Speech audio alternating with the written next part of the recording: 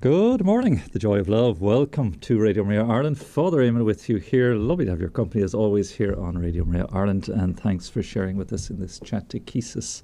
The 45 minutes, it is not quite the hour. Welcome to everybody. Shout out to everyone, big wave as well to everybody on Facebook and YouTube, streaming there, and all who look back later. We get a lot of people viewing back as well, and even listening back to the repeat of this later, and the podcast too. So those who are looking in will know I have a guest with me, but just before I introduce my guest today, just to encourage you, if you'd like to participate in the conversation here, we love to hear from you. As you know, this is very much an interactive exchange where we grow together and exchange together in faith. So please do text in, please do email in, please do phone in, or write to us at your leisure as well. As always, the number is 089 467 2000 is the text and WhatsApp. info@radiomaria.ie if you'd like to email us, and you can call us up on the landline 014 123456. Very easy to remember. Put a +353 in front of that if you're in the north or outside of Ireland. 89 467 2000 again to text or WhatsApp. +353 14123 to give a call. And finally, write to us here at St. Anthony's Business Park, Ballymount Road, Dublin 22. Now, it's always lovely to have a guest with us here in the studio, so a name that you won't easily forget. Pat Kenny is next to me here now. Good morning, Pat, and welcome. Good morning, Father. Great to be here with you. Thanks for joining us. And it's not the Pat Kenny of media fame, but alternative fame, perhaps. Indeed. So, Pat, we went to hear you speak, myself and Aidan, many moons ago. You reminded me it was way back in 2017. There seems like a lifetime has passed since, with epidemics and pandemics and all these other things since life has passed us by. But you gave a marvellous discussion, and following the publication of your book on the late and marvellous Father Willie Doyle. And it was a lovely talk, so we've invited you back to come and share with us. Maybe a little bit about your background, maybe just to let listeners know first off the bat. Okay, so I'm a married man. I have 6 children ranging from 13 years old down to 5 months. Oh, that's a handful. Stop there. Yeah. 4 girls and 2 boys. Wonderful. And I am a lecturer in the College of Business in Technological University, Dublin. And for about 11 years, I've been writing about and trying to promote the memory of Father Willie Doyle. A friend had recommended that I read the original biography about him, written by Alfred O'Rahilly in the 1920s. Great book. Great book. And when I read it, my mouth was open, I have to say, in amazement at his heroic priest and chaplain.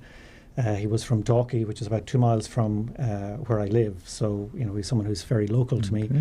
And as I've spoken about him and written about him, I've learned that there's so many other people all around the world who have a devotion to him, and a new generation that learn about him and are really inspired by him. Marvellous. So Father Willie Doyle, a Jesuit priest who campaigned during the First World War and was heroic really in his work as a chaplain during the war, and devotion to him still continues.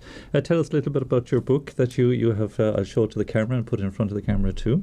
Yeah, so it's called To Raise the Fallen, and it's really not something I've written, but rather curated from Father Doyle's own writings, his war letters, his prayers, his spiritual writings.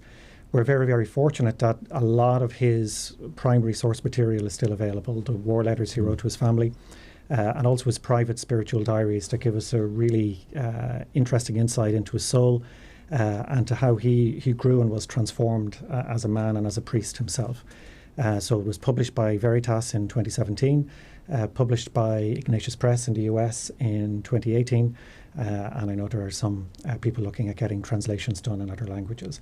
But it's only one of many books that have come out about Father Doyle in recent years. Some years previously, Carol Hope in the UK produced a 700-page biography of Father Doyle's war service called Worshipper and Worshipped. Wow. A couple of years ago, there was a children's book by Carmel Callig called Man of the People. There's a pamphlet by CTS in the UK. So there's been a lot of interest in him in the last 10 years. Wonderful. And please God, we'll chat about it maybe a little bit later, that his cause might be introduced, but a strong element in the work of any cause that might be introduced is the biographical component. Yes. And I might say we're kind of kindred souls. I spent 3 years myself working on the letters of Frank Duff, and it's a marvellous journey to make, because you get into the inside the heart and the soul of the man. That's and right. Frank Duff didn't have a diary, so it sounds like you've got a real treasure on your hands with the diary, spiritual diaries, I suppose, of Father Willie too. One of the challenges, I suppose, is deciphering his handwriting, because yes. it's written in pencil. It's 100 years old, and there's a lot of treasures in there. Alfred O'Reilly published a lot of it in his biography in the 1920s, but there's a lot that has remained unpublished. Is Father O'Reilly's book still in circulation? Is it still available? You can find it in second-hand bookstores, but you can also find copies online. It has been reprinted by print-on-demand services. If you go on Amazon, you'll find Kindle versions of it. Just put in Alfred O'Reilly, Father Willie Doyle. There's a more accessible book called Mary and God, which was published anonymously in the 1930s, but in fact it was written by Father Willie's brother, Father Charles Doyle, who was also a Jesuit. Not quite sure why he published it anonymously. And it is largely based on O'Reilly's book, but it's more accessible. O'Reilly's book is quite a heavy book, so for people who want to learn about Father Doyle initially, probably To Raise the Fallen is a good introduction, or else Mary and God, which can also be gotten on Kindle and in reprint versions online. Fantastic, yeah. I remember years ago picking up, I don't know where the book is since, Father Alfred O'Reilly's book, and it really struck me as just a powerful story, an epic story, and just the heroism of the man. And I met a Jesuit some years later, Father Hugh Thwaites in the UK. Obviously he wouldn't have known Father Willie, but would have known of him through the Jesuit community.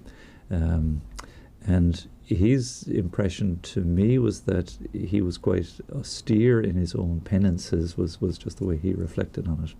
We might touch in on some of those elements of his life, but for those who've never heard of Father Willie Doyle, his name is well known, I think, in Ireland, I'm sure, by and large. But for those who've never come across him, maybe to relate some of his story to us, please. Yeah, so, I mean, the summary of his story would be to say that Father Willie Doyle was a man who loved God and his neighbours so much that he was willing to die to save a man's soul or to save a man's life. I say that's the summary of his life, but the details are, much more there, a lot more details there. And more graphic. More graphic, yeah. I mean, he was born in March 1873 in Dalkey. He was the youngest of 7 children. He had a relatively ordinary childhood, but it was marked by a particular charity and concern for the poor in the area. He grew up in quite a wealthy family. They had servants, but unusually as a young boy, he would get up early in the morning to do some of the work for the servants so that they would have less work to do, which is quite unusual for a boy of 8 or 9 or 10 to do. He would take food from the house and give money to the poor, go and paint their houses. So he had this marked concern for the poor, even as a little child. His family quite a strong religious faith, and what he and his brother used to do at Christmas when the local poor would come to the family home, he and his brother would polish up the coins that they were giving to the poor. And it seems like an insignificant act, and yet there's a tremendous dignity in what they were doing in giving new shiny coins to the poor. It seems almost irrelevant, but there's a wonderful touch of gentleness involved in that. So he was homeschooled until about the age of 10 or 11. Then he went to Ratcliffe College in England, run by the Rosminians, and was taught there. And then at the age of 18, he entered the Jesuits. He wanted to become a diocesan priest for Dublin, but his brother, Father Charlie, but at that time, Brother Charlie Doyle, convinced him to become a Jesuit. So he entered the Jesuits in Tullabeg in the Diocese of Meath. So no connection with Belvedere College or no connection or any of the traditional Jesuit roots? Later on he had. I mean, he did work in Clongowes and Belvedere later on, but as a boy, no. So it was his brother really that convinced him to become a Jesuit. So he entered there at the age of 18 in the Diocese of Meath and spent 2 years there in the novitiate. And something very important in terms of his story happened there in his 2 years, and that was that the novitiate building went on fire, and he was caught up in the fire in some way, and he had what the biography describes as a complete nervous breakdown as a result of the fire. Now, we're not quite sure what that means. It could have been a series of anxiety attacks, some kind of post-traumatic stress disorder, something like that. And he had to leave for a period of time, maybe about 6, 7, 8 weeks. And he was allowed back in, which was unusual enough at the time, that somebody who had those types of struggles would be taken back in, because there was no shortage of vocations. But I think that that's a very important story for us if we look forward to how he was living 20 years later in the war, where he was this rock of strength. Every historical account we have of his time in the war describes how the soldiers would flock to him, how his mere presence gave peace to them, how he was full of courage, how he was putting himself in the line of danger.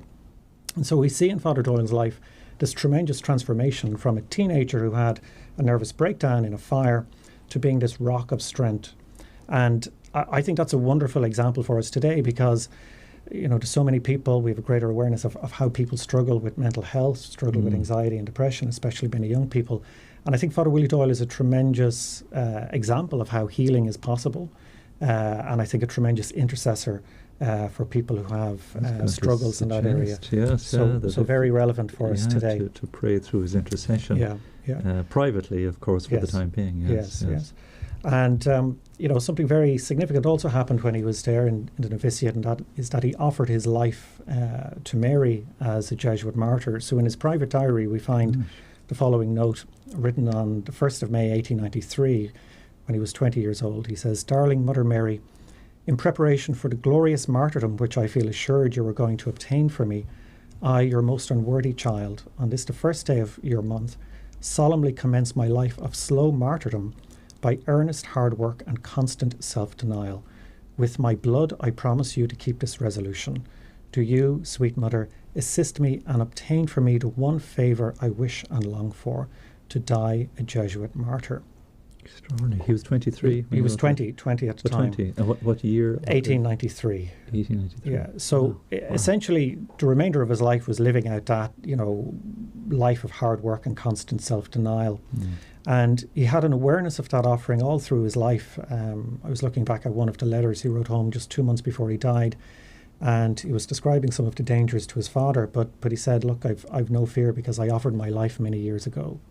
So he had a constant awareness of this self-offering, and the death he underwent in the First World War was really just a fulfilment of that offering of his life that he made as a novice. Gosh, and may account indeed for the fearlessness and the courage. That's right. Yeah. Gosh. So following his time as a novice, he then went and studied in Belgium and also in Stonyhurst in England.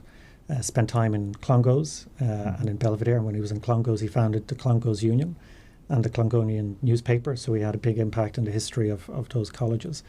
A lot of testimony from people who knew him at the time, talking about how wonderful he was. I mean, there's one priest who knew him who said, I don't remember that his personality impressed me. I don't remember his appearance even, but I do remember this, that when an act of kindness was to be done, Willie Doyle was there to do it. So he left a memory of his virtues behind him at that time.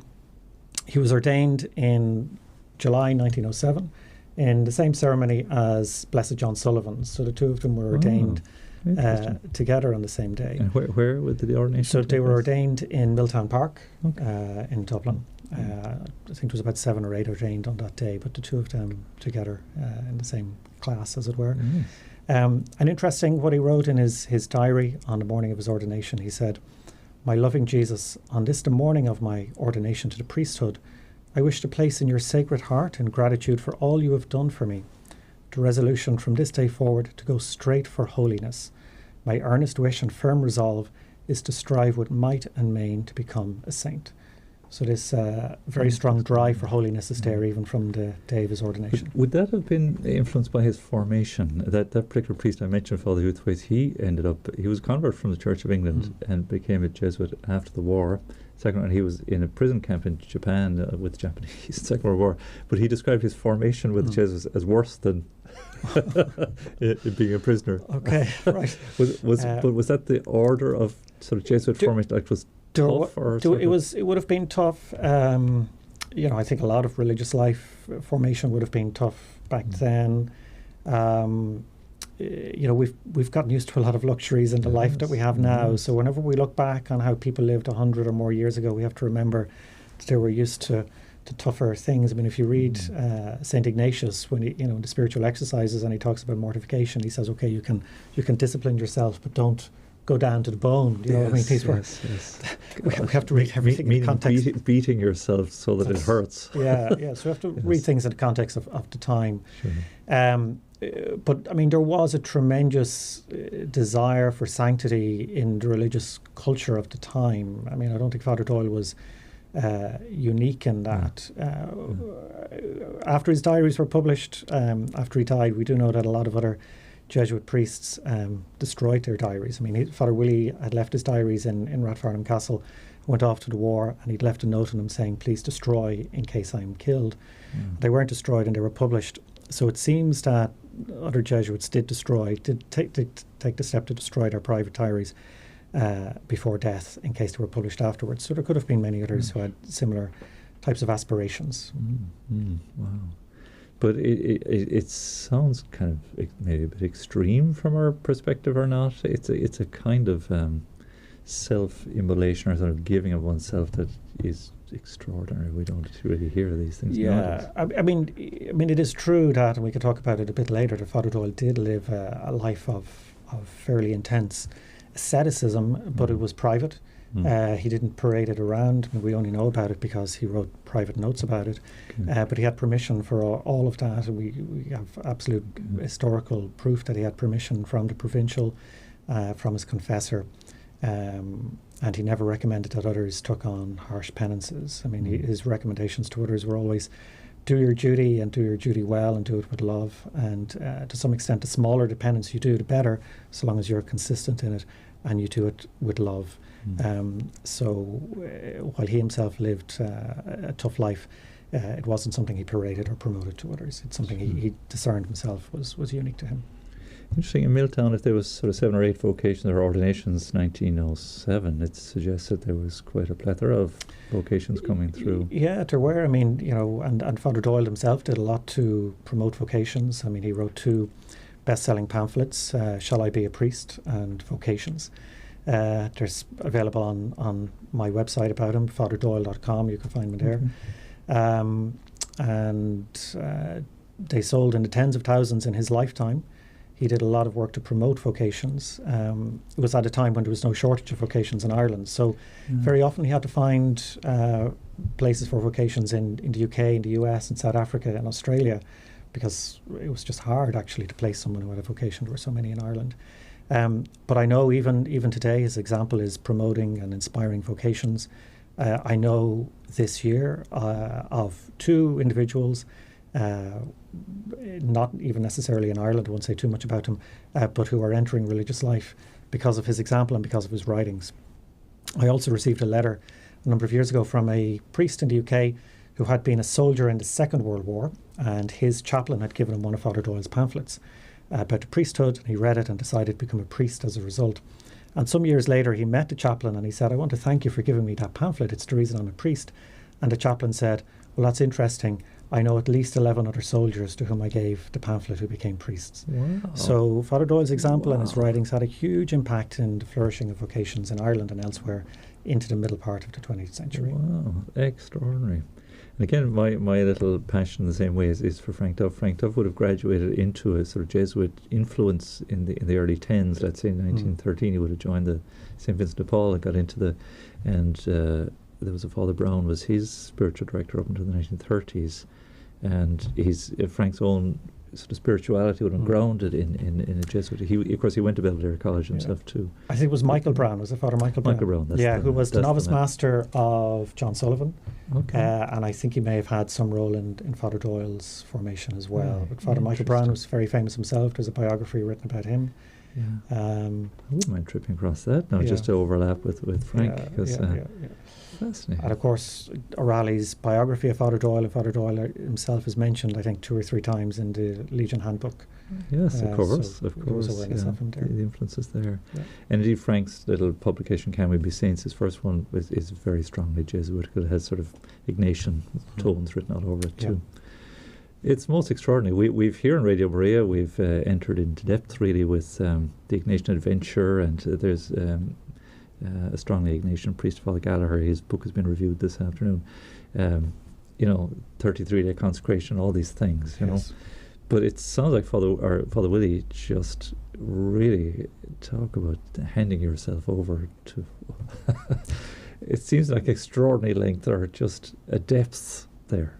Yeah. I mean, I mean, if I was to say what is his characteristic virtue, a lot of people might say courage and fortitude, and certainly he had that. But I think ultimately it was generosity. A desire not to put any limits on his self-giving. Now, of course, he had to struggle.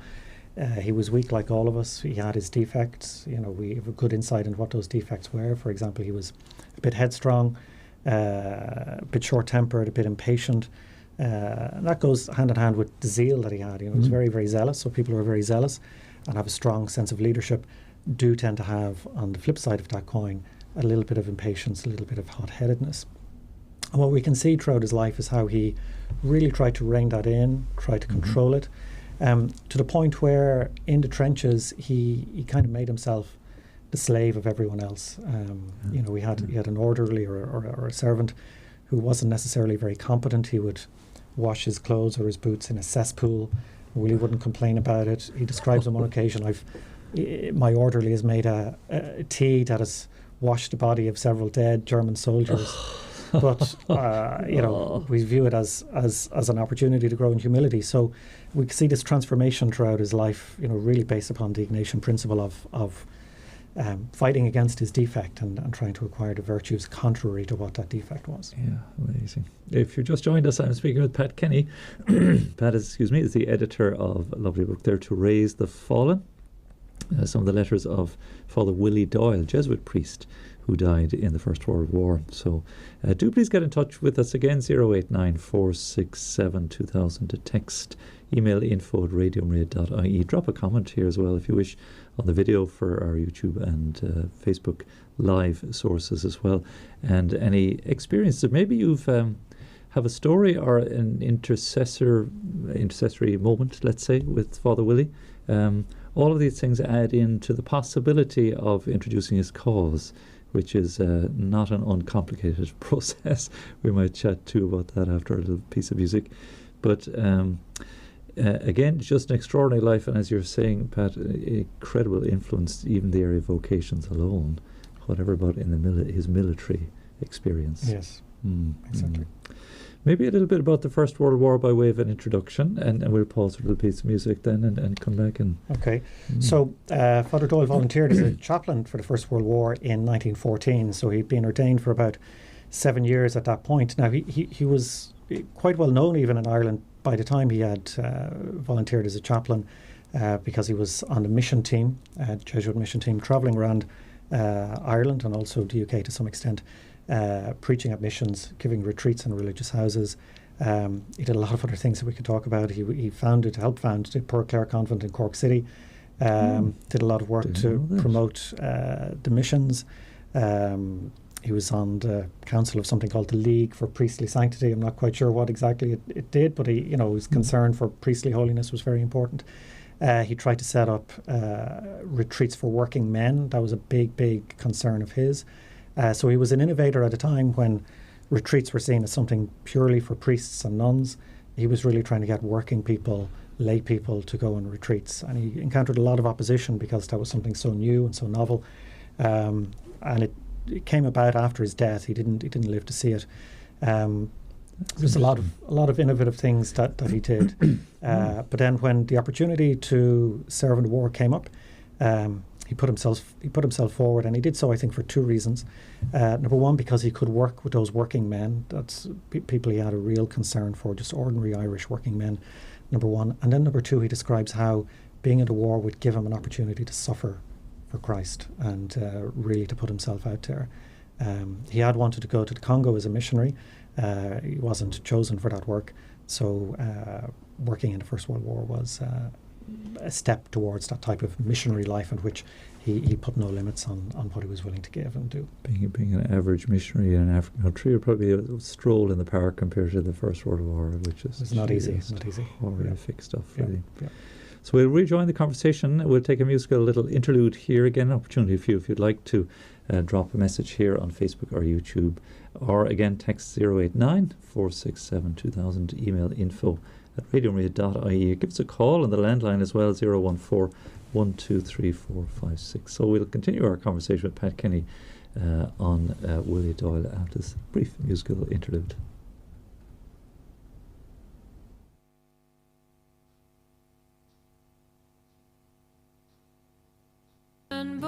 Of the Highland Infantry, in Flanders Field I fought the Hun, and there I fell, but I've a tale to tell of the Christmas I witnessed at the front. 'Twas early Christmas morning when we heard the strangest sound. A silence crept through no man's land, and the next we knew, a German gunner crew had crossed the halfway line to shake our hands. We were enemies one day and brothers the next. We shared photographs and beer and schnapps, jokes and cigarettes. 'Twas a sight I wish all mankind could have seen. That Christmas 1914.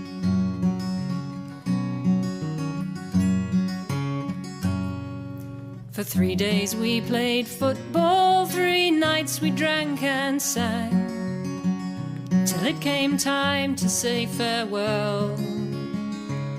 Then we went to ground, each side fired 3 rounds, and just like that we all were back in hell. We were enemies one day, brothers the next. We shared photographs and beer and schnapps, jokes and cigarettes, and we showed the world that peace was not a dream. That Christmas 1914. 2 weeks later I was buried while the war ran on and on, till 30 million lost their lives. But don't weep for me beneath this poppy field, for I saw paradise before I died. We were enemies one day, brothers the next. We shared photographs and beer and schnapps, jokes and cigarettes, and I came to understand what Christmas means. That Christmas 1914. Stille Nacht, heilige Nacht, alles schläft, einsam wacht, nur das traute, hochheilige Paar, holde Knabe im lockigen Haar, schlaf in himmlischer Ruhe, schlaf in himmlischer Ruhe. Oh, thanks, Aidan, for digging that one out. Catherine Rushton, haven't heard that one before myself. No, nice. Nice, yeah. Nice telling of that story of the truce on Christmas Day in 1914. There's another more familiar one that comes out at Christmas time as well, on the same theme. It was a pretty ugly war, and tell us more, Pat, about Father Willie's heroism. You might have a few diary quotes or others to share as well. Yeah, I mean, we know a lot about Father Doyle's experience in the war because of all the letters that he wrote home to his father, and the fact that he wrote so many letters home full of cheer. I mean, it's one of the things just to bear in mind. You know, Father Doyle was in life known more for his jokes and his good humour than the private asceticism with which he lived, which as I said, was secret. He was always full of good cheer, and he wrote so many letters home to his father. He loved his father so much, he loved his family, and he wanted to reassure them that he was safe. And we find him, when he could have been resting and sleeping, staying up late at night, writing home to his father these cheerful letters. And that's a sign of his own virtue, I think, that he was thinking of others rather than taking the rest that he could have taken. If you look at any history book about the role of the Irish in the First World War, Father Willie Doyle is inevitably part of that, because his letters are a very valuable first-hand account of what it was like for the Irish soldiers in the trenches.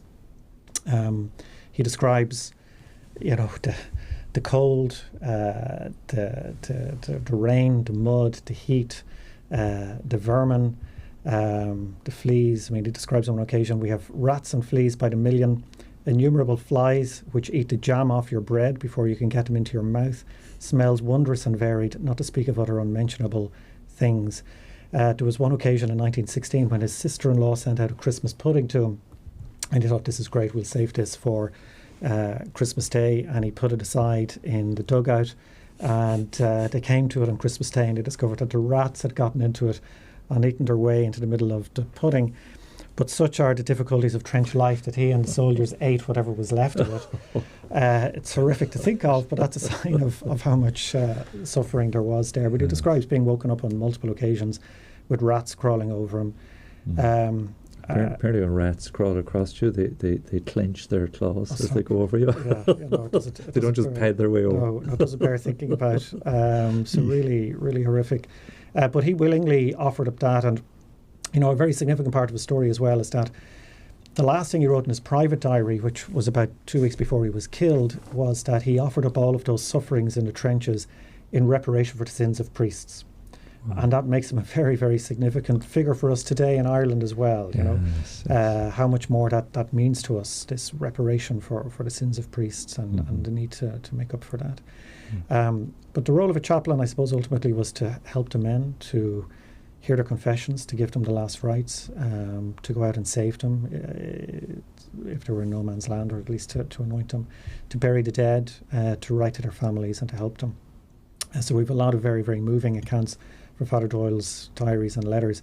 There's a couple I just want to read. One is a mass that he said at the Battle of the Somme. So he was involved in a number of major battles. The Battle of the Somme is one that we're all familiar with.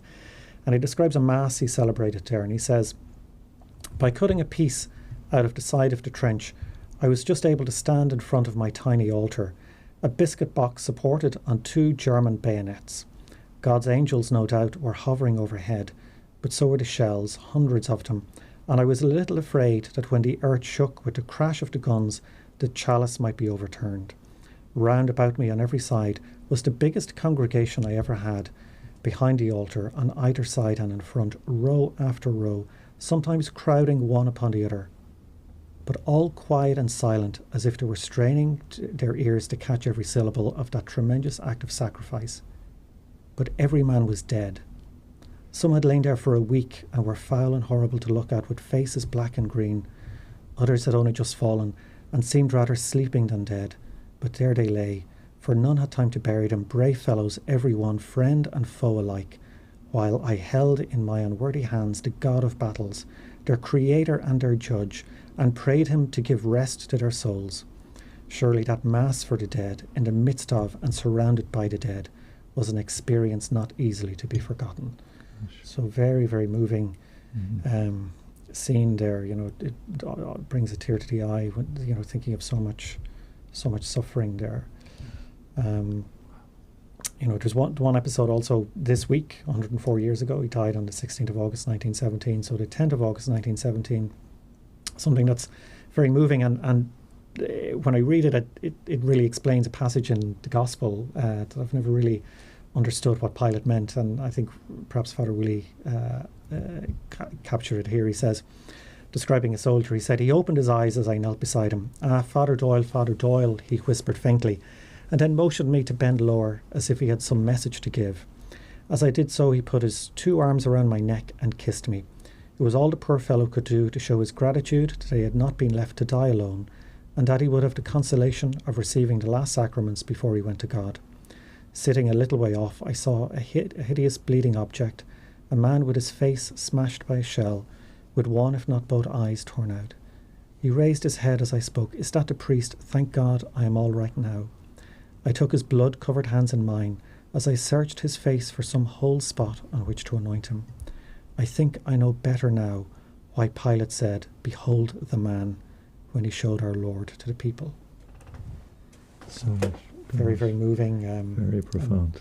And so many of his letters and his diary entries recount stories like this: burying the dead, helping people. I've received letters from the grandchildren and great-grandchildren of men that Willie Doyle helped, and they've kept that memory alive in their family. You know, the grandfathers coming home describing how this chaplain helped them, picked him up, brought him to safety, and they've kept a devotion to him all those years. And when Pope Francis uses that image for us, then the world is a battlefield.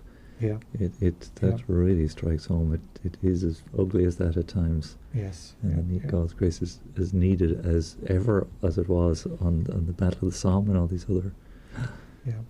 So Father Doyle was someone who went out to the peripheries, as it were, that Pope Francis speaks of, and the periphery of the front line was a place of tremendous suffering and self-sacrifice for him.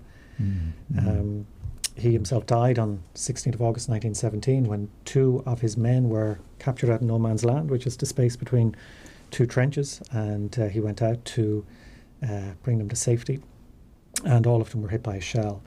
And I think an important part of his story as well is that the 2 men he went out to save were non-Catholics. They were Protestant soldiers from Northern Ireland. So that makes Father Doyle an ecumenical martyr of charity who offered his life also for non-Catholics. And there was a tremendous devotion to him on the part of the non-Catholic soldiers as well. And you were describing to me how they discovered and lost his body at the same time. That's right. So one of the stories is that his... the men were devastated when he was killed. I mean, they thought that, this man was immortal because he'd been in so many scrapes, so many tight corners, had survived so many battles, gas attacks, shells, hit by shrapnel and so on. So in a sense, it was a bit of a shock when they learned that he was killed. Some men went out to look for his body. And the story is that they found his body, they weren't able to bring it back. They removed the pioneer pin that he was wearing at the time. He was a proud pioneer. And they removed some buttons from his uniform, made a note of where his body was, and then went back later on to try and bring it back, and his body wasn't there anymore. So either they forgot exactly where it was, or his body was hit again by a shell and completely destroyed. So we don't have his body. So no first-class relics.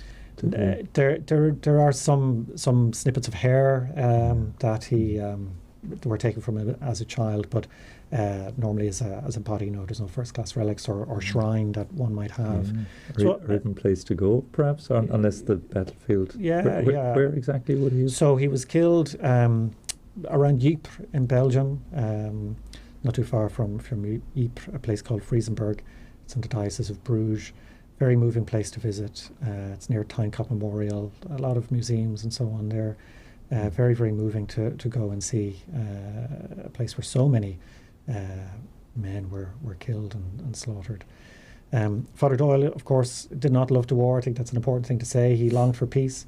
He describes in his letters how generals and others at home can talk about war as if it's a meaningless thing, but when you're living it, you realise we really need peace.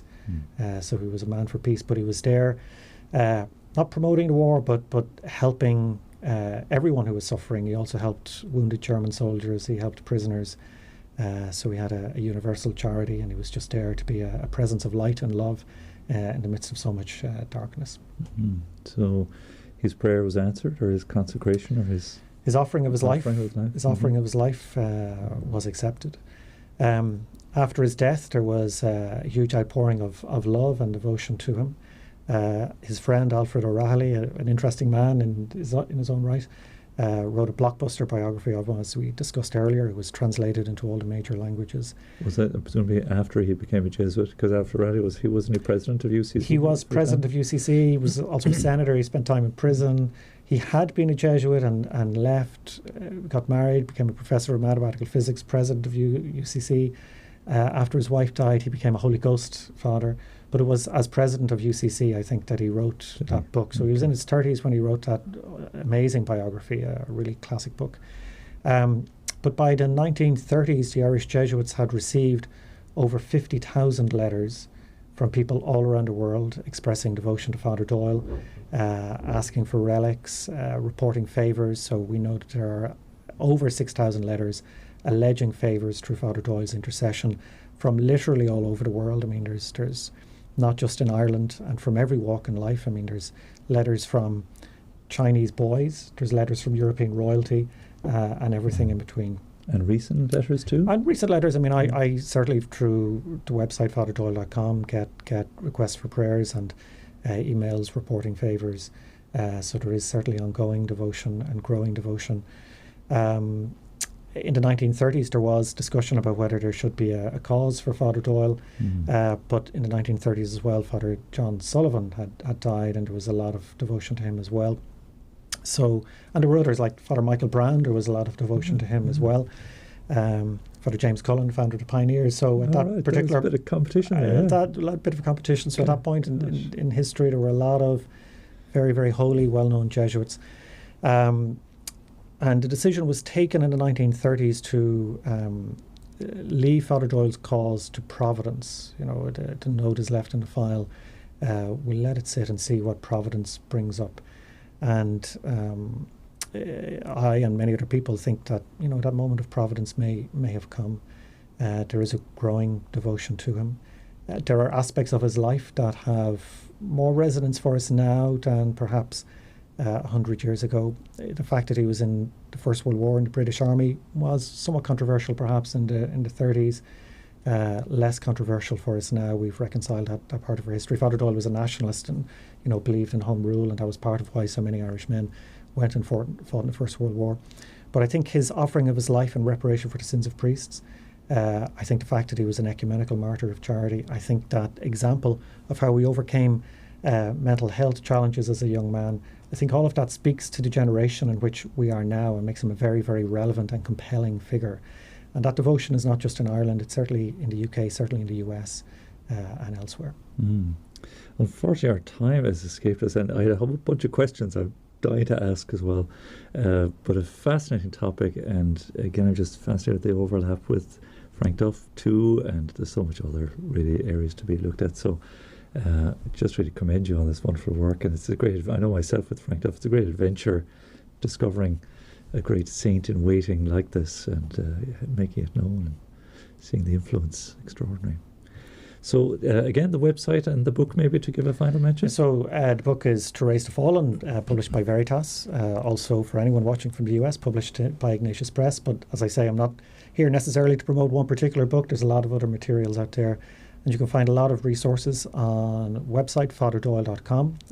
That is updated pretty much every day with an excerpt from his writings, from his prayers, or if there's a particular anniversary, something he was doing on that day. So it's updated pretty much every day. Fantastic, great stuff. Fiona says she's in tears listening to the story of Father Doyle. What an incredible and inspiring priest. Thanks, Fiona. Kevin, excuse me, texted a little bit earlier, just wondering when and how did he die in the war. Well, I think we covered that fairly well as well. And Christine was watching in from Facebook, sent us a little message as well. She's in New Jersey, I think it is. So nice to have you all with us, and thanks for your messages. Again, if you're watching back or listening back later, do interact with us. So Pat, it's been a lovely pleasure having you with us. Thank you for coming Great to be with you, thanks. Yeah, well done. And you'll stay and join me for prayer? Yes. Fantastic. So good, the time's just approaching 12 o'clock. Again, do please stay with us. Our lunchtime rosary, as always, at 12:30 after your say. And onwards into the afternoon, don't forget the Divine Mercy Hour at 3 o'clock too, after Encounter, which will be with Brother Chris Gault, Dominican priest, will be joining for that half-hour encounter with Aisling as well. So it's always lovely to have your company. Thanks to Shane and Aidan and Eva, I see, is in there looking after the mixing desk for us too. And do stay with us. We'll cease our video production right now, but we'll stay on air. The Angelus bells will toll, and we'll be back to pray with you shortly.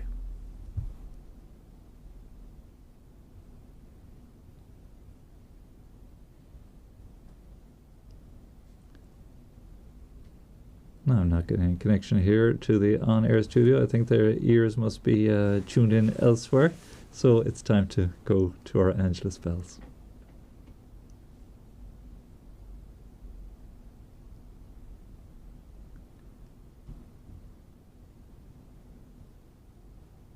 Still.